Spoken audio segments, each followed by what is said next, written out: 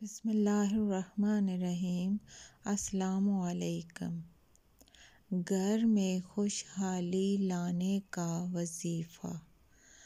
آج میں آپ کے لیے ایک ایسا وظیفہ لے کر آئی ہوں جو کہ گھر میں خوشحالی کا وظیفہ ہے۔ گھر کے تمام افراد جمع ہو کر اجتماعی طور پر یہ وظیفہ پڑھیں۔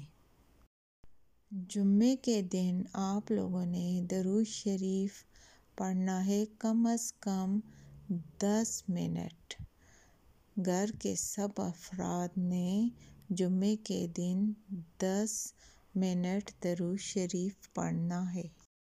ہفتے والے دن کم از کم 10 منٹ تک استغفار پڑھنا ہے۔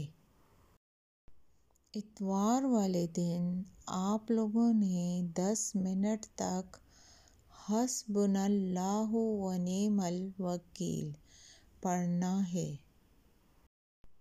پیر کو کم از کم 10 منٹ تک آپ لوگوں نے پڑھنا ہے لا الہ الا اللہ محمد رسول اللہ۔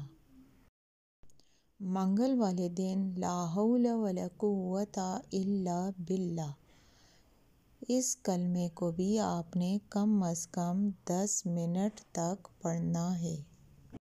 بدھ والے دن سبحان اللہ و بحمدہ سبحان اللہ العظیم، یہ بھی آپ نے کم از کم 10 منٹ تک پڑھنا ہے۔